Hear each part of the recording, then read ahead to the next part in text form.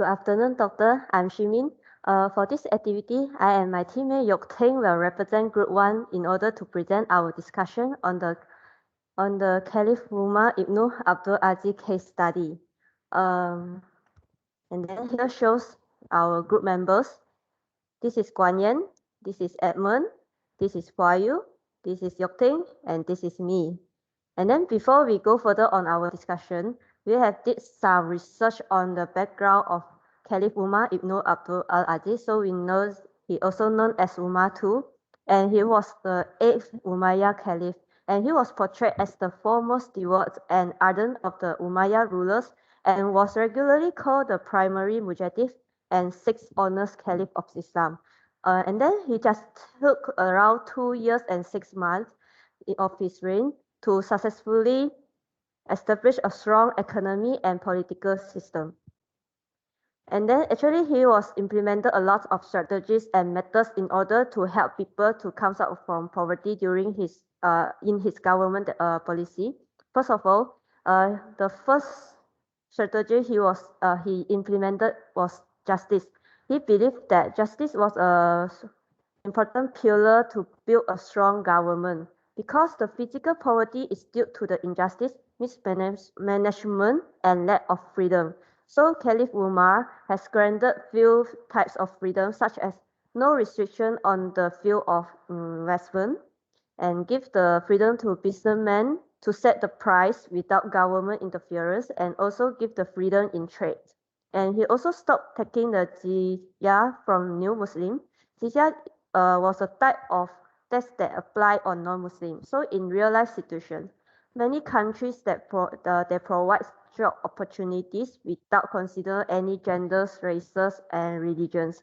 So it will provide the peoples to have the equality on equality opportunity to get the jobs. And then after that, stop the unjustified taxes and also justice and freedom in business. The next strategies he implemented during his reign was returning usage money to its owners. Because by returning this money to the owners, the people can use this money to invest or do the business. So they will generate the wealth.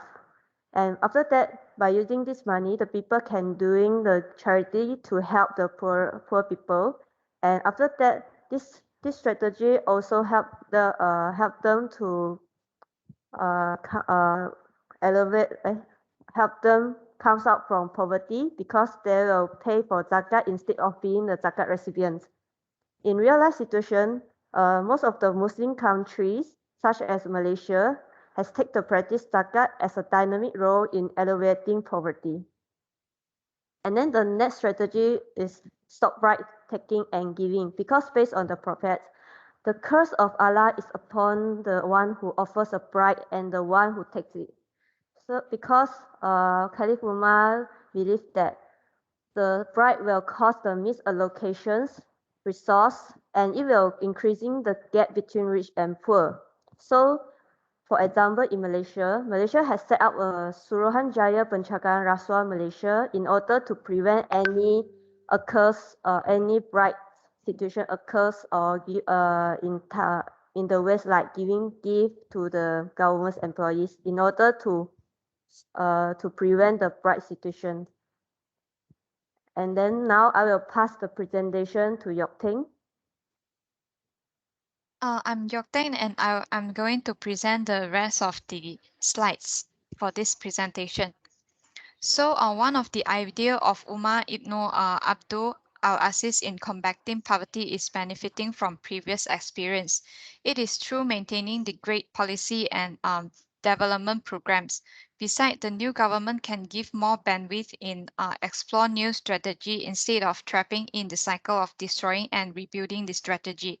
The country can actually investigate more innovative methods. So example of real life scenario that adopt this idea is one program of One Malaysia Fund established in Malaysia. to support the poor people in their daily lives. For instance, Clinic One Malaysia for people of Malaysia to have access to the cheap healthcare treatment for common sickness. The government of United States also established few programs such as SNAP, Supplement Nutrition Assistance Program. This program provides food for the poor children so that they do not suffer from hunger. EITC, Earned Income Tax Credit, is another program in US to reduce the tax imposed on low-income family. Pell Grant is another program where help the poor youngsters to have opportunity to pursue higher education through subsidiary of college fee.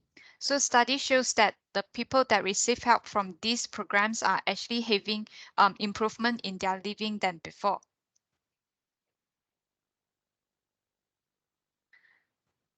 The idea of continuity and consistency in work without procrastination is emphasized in Umar studies. So this idea promotes prevention of delayed decision actions, policies, or project, as procrastination will inhibit innovation, redundancy, and inflexible public workforce.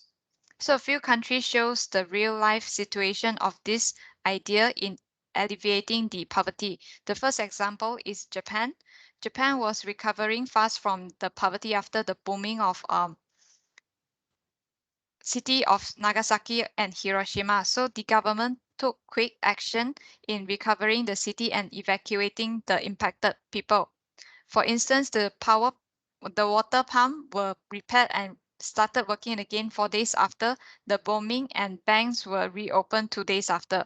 The Ujina railway lines also started moving again soon to move the people and supplies into a city in urgent matter. Japan has shows that the poverty can be alleviated in short time by stop procrastinating in making decisions and taking actions. Besides, China's also raised the amount of basic pension in rural area and subsidized for basic medical insurance for poor seniors to further reduce poverty among the elderly in the rural areas. South Korea is another example of the fastest growing developed countries in the world following the Great Recession. So the government of South Korea enforced rigorous education system and establishment of a highly motivated and educated populace leads to the country's technology bloom and mitigate the poverty issue through education system. The structural transformation to policy reforms aim to opening the South Korea country to foreign markets, moving the economy of South Korea from agriculture based towards export orientated policies.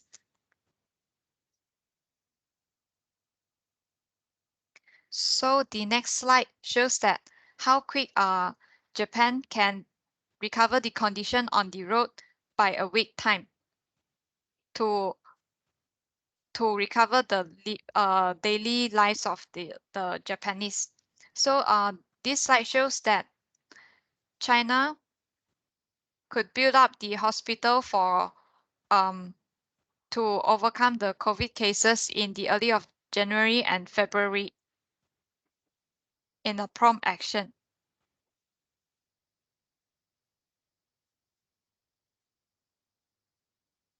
So the next slide shows that these are the references of our presentation today. So we do our study based on the references shown in this slide. I think that's all for our presentation. Thank you.